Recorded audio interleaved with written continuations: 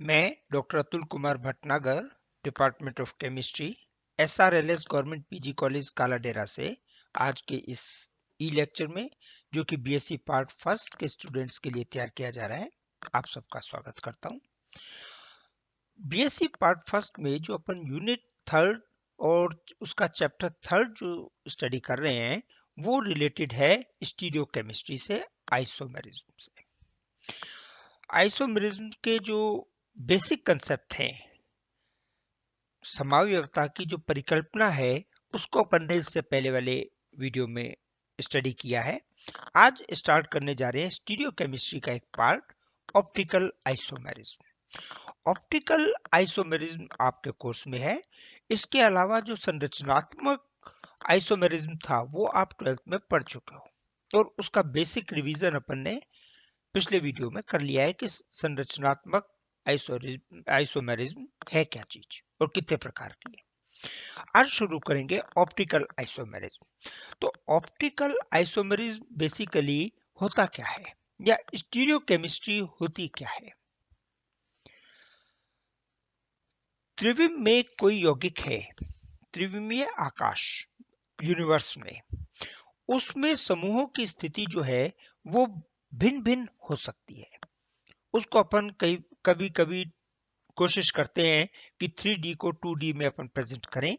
उसके अपन ने कुछ फॉर्मूले बना रखे हैं, कुछ नोटेशन बना रखे हैं, कुछ रूल्स बना रखे हैं, वो अपन आगे स्टडी करेंगे। लेकिन स्टीरियोकेमिस्ट्री क्या है कि आकाशीय स्थिति में यौगिक में कौन सा समूह कहाँ जुड़ा हुआ है, वो त्रिविम समावयवी है। उसमें यौगिक में समूह की स्थिति में भिन्नता के कारण आइसोमर्स बनते हैं। प्रकाशीय आइसोमेरिज्म क्या है कि यौगिक है, कोई भी यौगिक आपके पास है, यह समावयवी कह ले, तो उनकी संरचना, उसके भौतिक गुणों में, रासायनिक गुणों में भिन्नता नहीं होती, समान होते हैं। यौगिक हैं, यौगिक आइसोमर्स हैं, समावयवी हैं, उनके संरचनाएं समान हैं, उनकी भौतिक गुण समान हो सकते हैं, उसके रासायनिक गुण बिल्कुल समान हो सकते हैं, तीनों भी समान हो सकते हैं, लेकिन उसमें अंतर होगा उसके प्रकाशीय गुणों में। अब प्रकाशीय गुण क्या चीज है? तो प्रकाशीय गुण है कि जब लाइट में से लाइट को उस यौगिक के विलयन में से प्रवाहित करते हैं, तो या तो लाइट को दक्षिण दिशा में घुमा देगी, राइट साइड में, तो उसे अपन कहेंगे डेक्सोरोटेटरी, दक्षिण ध्रुवण घूर्णक। ध्रुवित कर रही है, ध्रुवण कर रही है लाइट का, और किस डायरेक्शन में कर रही है? दक्षिण दिशा में। तो इसे अपन डेक्सोरोटेटरी या दक्षिण ध्रुवण घूर्णक कहते हैं। और यदि लाइट को लेफ्ट साइड में मूव कर दे, वाम दिशा में मूव कर दे, घुमा दे, तो उसे कहते हैं वाम ध्रुवण घूर्णक या लीवो रोटेटरी।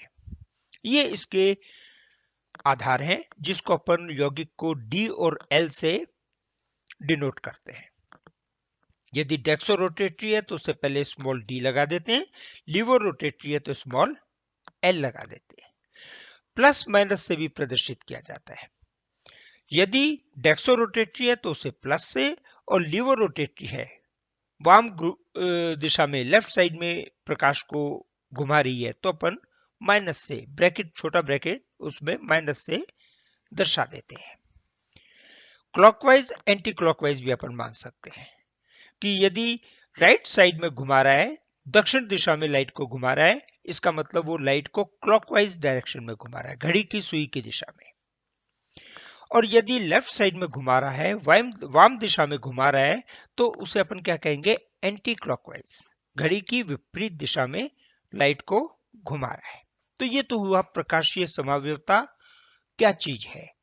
अब प्रकाशीय समावयवता शुरू करने से पहले उसके कुछ बेसिक कंसेप्ट हैं, बेसिक चीजें हैं जो आपको पता होनी चाहिए। और कौन सा यौगिक प्रकाशीय समावयवी होगा, कौन सा नहीं होगा, कौन सा लाइट को रोटेट करेगा, कौन सा लाइट को रोटेट नहीं करेगा, उसके लिए कुछ नियम कायदे हैं, कुछ चीजें हैं जो अपन इस चैप्टर में आज स्टडी करेंगे।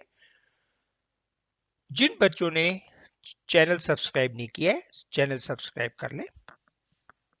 पुराने वीडियो और अब के वीडियो, नए वीडियो या आने वाले वीडियो सब आपको चैनल में प्लेलिस्ट में मिलेंगे, तो आप प्लेलिस्ट ओपन करके उन्हें देख सकते हैं।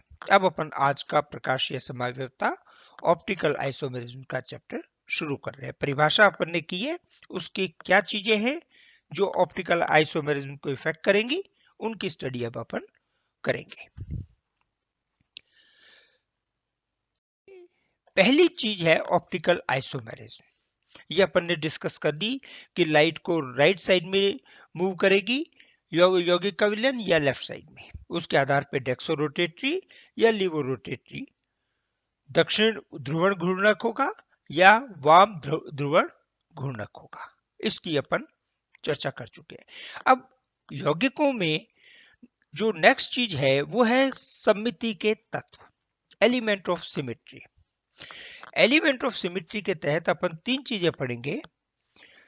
पहली चीज तो है प्लेन ऑफ सिमेट्री, दूसरी है एक्सिस ऑफ सिमेट्री और तीसरी है सेंटर ऑफ सिमेट्री। तो ये चीज आपको समझनी जरूरी है, क्योंकि किसी यौगिक में इनमें से कोई सी भी सममिति है, कोई सा भी एलिमेंट है, कोई सी भी सिमेट्री है, तो वो यौगिक ऑप्टिकली एक्टिव नहीं होगा, ऑप्टिकल आइसोमेरिज्म प्रदर्शित नहीं करेगा।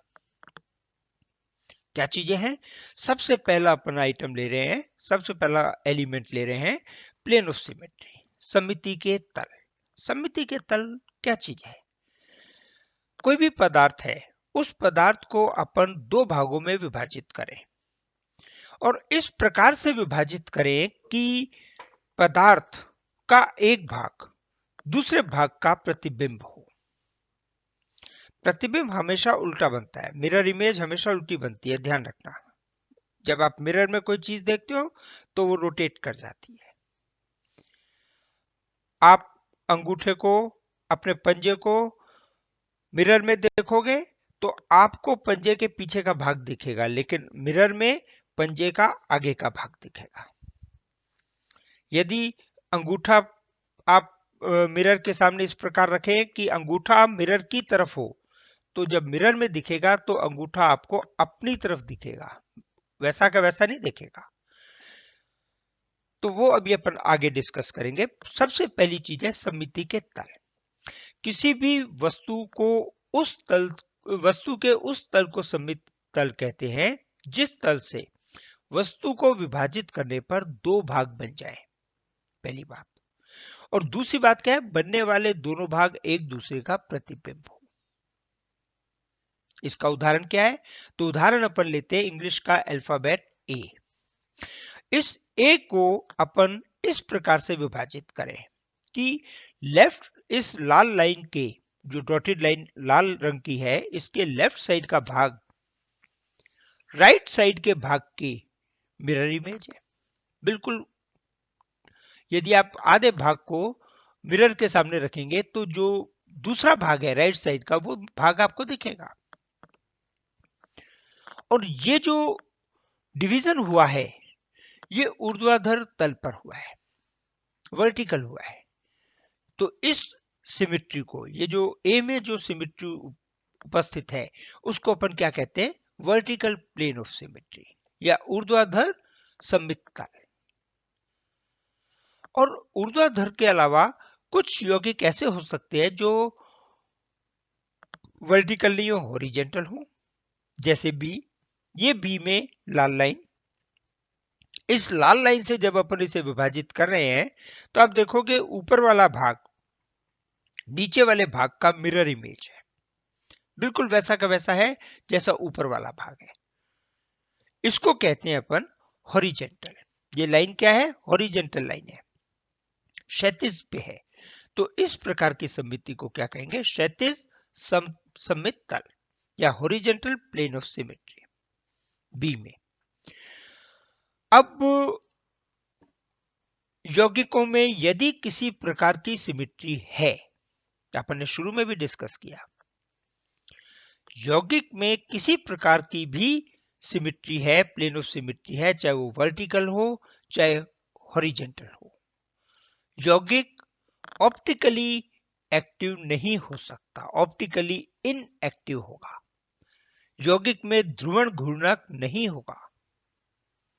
यौगिक में से यदि प्रकाश को उसके जल विलयन में से प्रवाहित करें तो प्रकाश जैसा जाएगा वैसा का वैसा निकल जाएगा, उसमें कोई ध्रुवण नहीं होगा। इसलिए उदाहरण दें तो जैसे टार्ट्रिक एसिड को अपन कहते हैं ऑप्टिकली एक्टिव है, लेकिन meso tartaric acid optically inactive है। वो क्यों? क्योंकि मीजो टार्टरिक एसिड में आप देखेंगे तो ये सूत्र बनेगा तो उसका जो मिरर इमेज बनेगी लेफ्ट वाले की, वो राइट वाली बनेगी। ये H इधर है, मिरर इमेज में ये H इधर दिखेगा।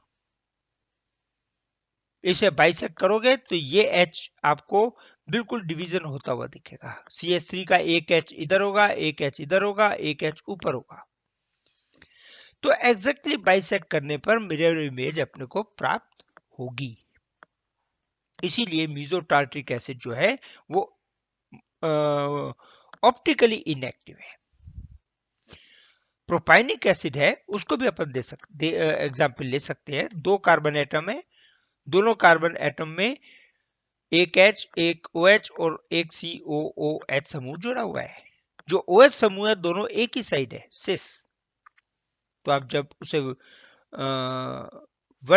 हॉरिजेंटल प्लेन पे उसे काटोगे, ये तो वर्टिकल है, उसे हॉरिजेंटल पे काटोगे तो मिरर इमेज बनेगी। इसलिए प्रोपाइनिक एसिड भी आपको ध्रुवण घूर्णक की प्रवृत्ति प्रदर्शित नहीं करेगा। ऐसे यौगिकों को ध्रुवण अघूर्णक कहते हैं, ऑप्टिकली इनएक्टिव यौगिक अपन कहते हैं।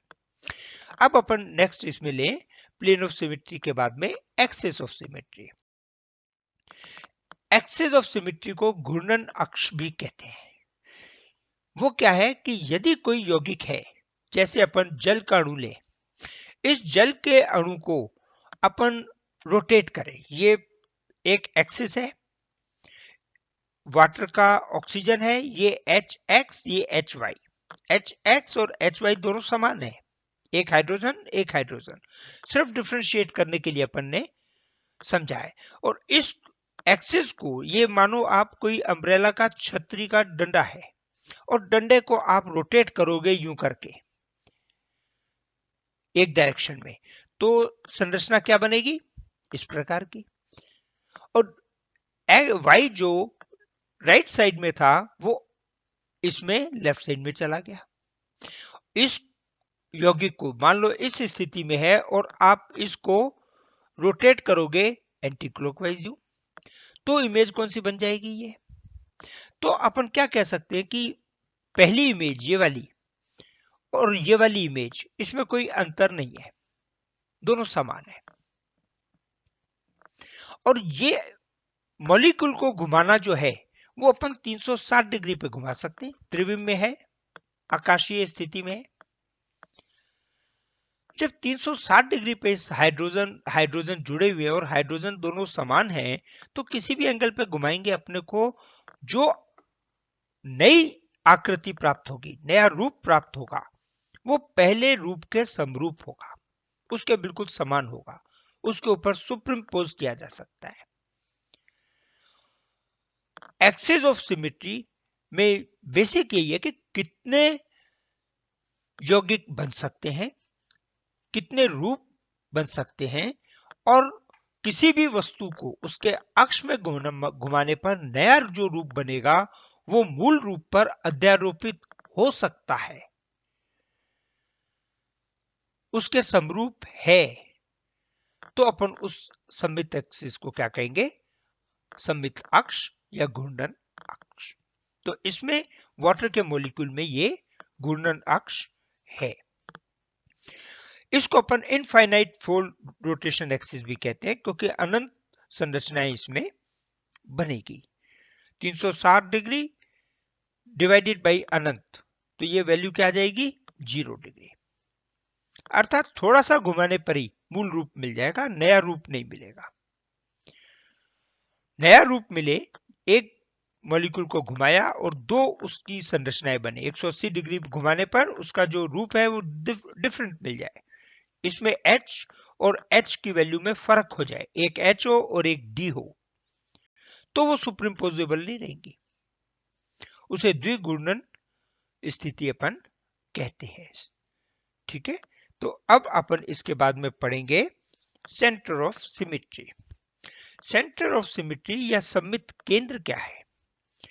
सममित केंद्र यह है कि अपन कोई लाइन खींचे किसी पदार्थ में, जो बीच का उस काल्पनिक बिंदु है, अपने को कल्पना करनी है कि अपन ने इस बीच के पॉइंट से एक लाइन खींची, उस बिंदु से एक दिशा में जितना ट्रेवल किया उतना ही ट्रेवल दूसरी दिशा में किया, तो समान अणु अपने को प्राप्त हो, बिल्कुल आइडेंटिकल चीज अपने को वहां पे मिले। जैसे एस, इंग्लिश का अल्फाबेट अपन ले लें एस, इस एस में अपन एक ये लाइन खींची जो इसके सेंटर से इस जगह, इसका मान लो सेंटर है इस जगह पे, ये अपना काल्पनिक सेंटर है, तो इससे जितना इधर गए उतना ही दूसरी साइड गए, अपने को वही पॉइंट मिला जो एस के इस ऊपर वाले कर्व में है, वही नीचे वाले कर्व में मिलेगा।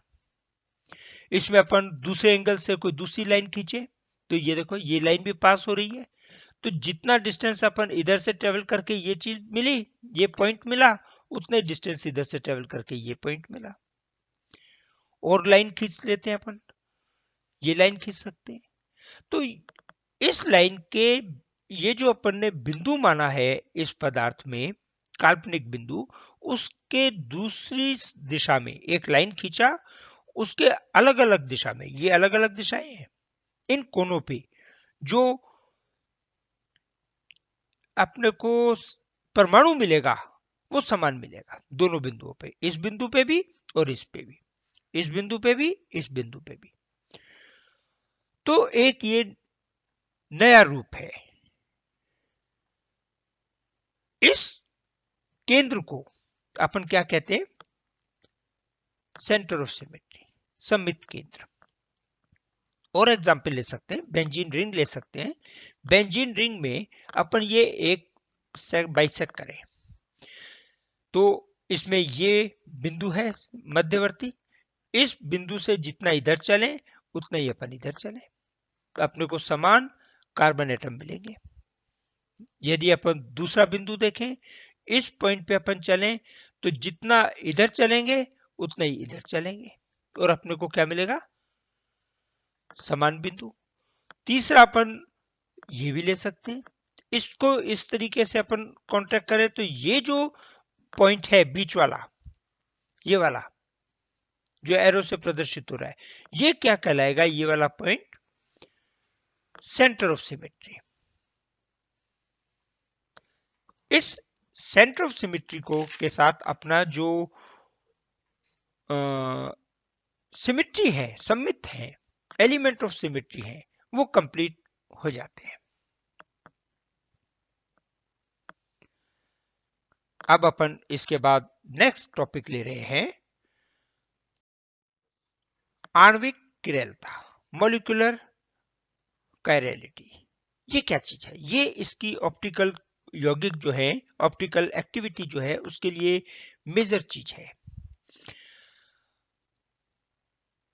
आणविक किरेलता, यदि किसी अणु में कोई सा भी सममित गुण है, चाहे वो एक्सिस का हो, चाहे प्लेन का हो, चाहे सेंटर ऑफ सिमेट्री का हो, कोई सा भी सिमेट्री उपलब्ध है, उपस्थित है, तो वो यौगिक प्रकाशीय गुण प्रदर्शित करेगा ही नहीं।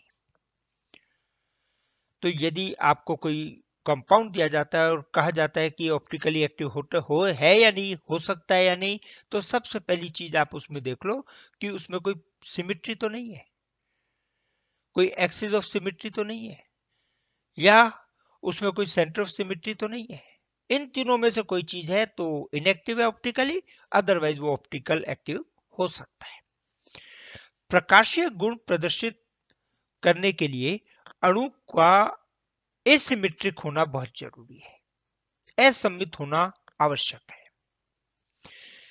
असममित अणु क्या होगा कि उसका जो प्रतिबिंब रूप है उसके ऊपर मूल रूप को अध्यारोपित नहीं कर सकते, सुपरिम्पोज नहीं कर सकते, और ऐसे अणु के इस गुण को कायरल गुण कहते हैं, और जो अणु है उसे अपन कायरल मॉलिक्यूल कहते हैं कि जो अणु अपन ने देखा उसका मिरर इमेज उसके ऊपर सुपरिम्पोज नहीं होगा। उदाहरण अपन लें तो उदाहरण में ये लैक्टिक एसिड है। लैक्टिक एसिड में CH3 OH, OH इसके राइट दिशा में है, और COH ये अपने से अवे है, हाइड्रोजन अपनी दिशा में है। तो ये इसकी त्रिविमीय संरचना है जो अपन ने 3D को 2D में प्रेजेंट करने की कोशिश की है। इसको जब आप मिरर के सामने रखेंगे, मिरर के सामने रखने पर यह संरचना बनेगी। जो OH इसमें राइट साइड में जा रहा है उसे लेफ्ट साइड में दिखाई देगा।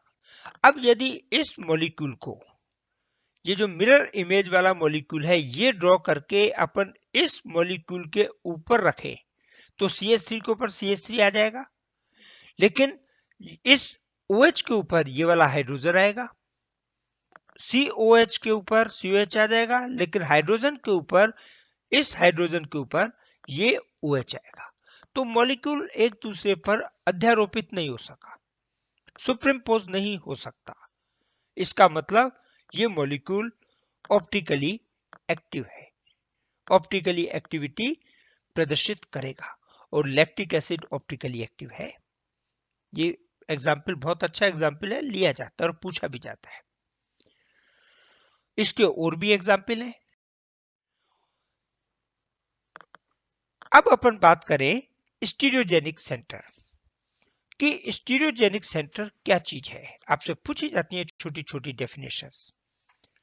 एनेंशियोमर्स क्या है, जो अपन ने लैक्टिक एसिड पढ़ा है वो एनेंशियोमर्स हैं एक दूसरे के, जो प्रतिबिंब रूप होते हैं वो एनेंशियोमर कहलाते हैं। ऐसे ही आपसे स्टीरियोजेनिक केंद्र क्या है, तो स्टीरियोजेनिक केंद्र में अपन एग्जाम्पल लेते हैं, उस एग्जाम्पल से अपन पढ़ेंगे। ये जो ब्यूटेनॉल है उसमें कार्बन एटम है, ये वाला कार्बन एटम, ये कार्बन एटम ऐसा है, कार्बन एटम है जिसके साथ 4 अलग अलग समूह जुड़े हुए हैं। एक CH3 जुड़ा हुआ है मिथाइल समूह, एक इथाइल समूह C2H5, एक OH और एक H।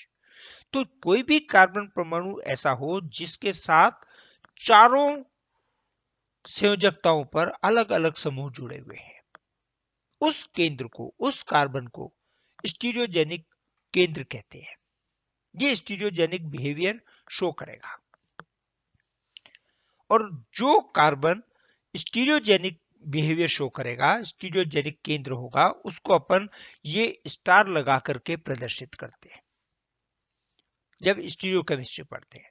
और इसका एग्जाम्पल लें ग्लिसराइड, इसमें क्या है, CHO समूह जुड़ा हुआ है इस कार्बन से, एक तरफ CH2OH जुड़ा हुआ है, एक तरफ OH, एक तरफ H। तो चारों क्रियात्मक समूह जो 4 वैलेंसी से जुड़े हुए हैं, पृथक पृथक जुड़े हुए हैं। और एग्जाम्पल ले लें अपन इसका, 2-क्लोरोब्यूटेन, OH समूह प्रतिस्थापित कर दिया अपन ने क्लोरीन से, तब भी चारों समूह अलग अलग है। तो जो बीच का कार्बन है वो स्टीरियोजेनिक सेंटर है। ये आपको उदाहरण मैंने अलग अलग उसमें से लेके ऐसे लिए हैं जो आप एग्जाम में पुटअप कर सके। 2-मेथिल-हेक्सेन, इसमें ये क्लोरीन हटा दिया, 2 समूह तो देखो इसमें इथाइल मिथाइल जुड़े हुए थे, एक जगह अपन ने प्रोपेन जोड़ दिया, प्रोपाइल समूह जोड़ दिया, CH2 CH2 CH3। तो ये लॉन्गेस्ट कार्बन चेन हो गई, ये लॉन्गेस्ट कार्बन चेन हो गई। कितने कार्बन हो गए, 2 3 और 3, ये 6। तो अपन ने क्या कह दिया, हेक्सेन।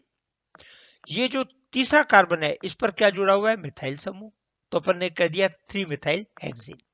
अब जो 3-मेथाइल-हेक्सेन या थर्ड कार्बन एटम है वो ऐसा कार्बन एटम है जिससे चारों अलग अलग समूह जुड़े हुए हैं, एक मिथाइल, एक इथाइल, ये प्रोपाइल और ये हाइड्रोजन।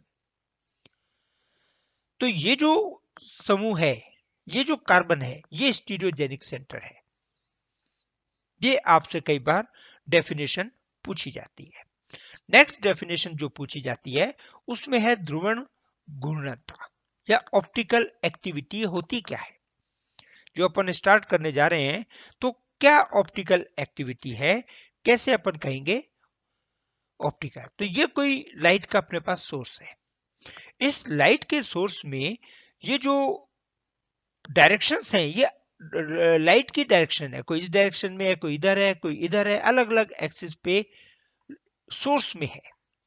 जब इस सोर्स की लाइट को किसी प्रिज्म में से, निकोल प्रिज्म में से प्रवाहित करते हैं, उसमें से पास करते हैं, तो सब जो अलग अलग डायरेक्शंस की लाइट है वो एक ही डायरेक्शन में हो जाएगी, जैसे इसमें लंबवत हो गई।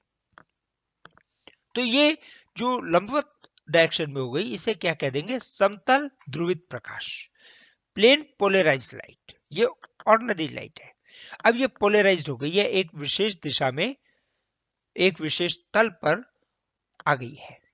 इसको अपन किसी यौगिक में से प्रवाहित करें, ध्रुवण गुणक यौगिक जो है उसमें से प्रवाहित करें। ये उसमें ट्यूब है, ट्यूब में लिक्विड भरा हुआ है, उस लिक्विड में से प्रवाहित करें, तो या तो ये लाइट राइट साइड में घूम जाएगी, डेक्सो रोटेटरी हो जाएगी, दक्षिण दिशा में घूम जाएगी, और या ये लेफ्ट साइड में घूम जाएगी, वाम दिशा में घूम जाएगी, लिवो रोटेटरी हो जाएगी। इसको अपन इस प्रकार की, उसको अपन कहते हैं डेक्सो रोटेटरी, और इसे कहते हैं लिवो रोटेटरी। इसे प्रदर्शित करते हैं अपन डी से, और इसे प्रदर्शित करते हैं एल से, या इसे प्रदर्शित करते हैं प्लस से, और इसे प्रदर्शित करते हैं माइनस से। या अपन कह सकते हैं कि ये क्लॉकवाइज डायरेक्शन में घूम गई और ये एंटी क्लॉकवाइज डायरेक्शन में घूम गई। ये लाइट इस दिशा में घूम गई क्लॉकवाइज, या ये एंटी क्लॉकवाइज घूम गई इस दिशा में।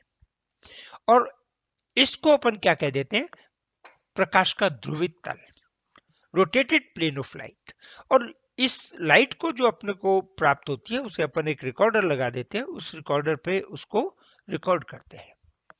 तो ये ऑप्टिकल एक्टिविटी है कि अपन ने प्लेन लाइट ली, उसे प्रवाहित किया, उसके विलयन में से प्रवाहित किया, और विलयन में से प्रवाहित होने के बाद में निकलने वाली लाइट का रिकॉर्ड किया, और देखा प्रकाश, ये जो प्रकाश है वो कौन से तल पर ध्रुवित हुआ है, राइट साइड में या लेफ्ट साइड में। तो ये कुछ बेसिक हैं जो ऑप्टिकल एक्टिविटी अपन शुरू करें, ऑप्टिकल आइसोमेरिज्म शुरू करें, उससे पहले आपके जानने के लिए जरूरी था। अब मैं इसके बाद में नेक्स्ट टॉपिक लूंगा ऑप्टिकल एक्टिविटी के गुणों का एक सेंटर के साथ। तो अपन ने पढ़ लिए किसी यौगिक में 2 सेंटर भी हो सकते हैं, या जो यौगिक है उनका नोमेनक्लेचर कैसे होगा, आर किस प्रकार का यौगिक के फॉर्मूले को आर कहेंगे, किस प्रकार के यौगिक को एस कहेंगे, कैसे आर और एस असाइन किए जाते हैं, बताए जाते हैं, दिए जाते हैं नोमेनक्लेचर में, उन सब का डिस्कशन आने वाले वीडियो में करेंगे। आपके वीडियोस में मैं जो डिस्क्रिप्शन है उसमें पीडीएफ अपलोड कर रहा हूं, तो इसको आप आराम से अपने देखें, पढ़ें। Thank you.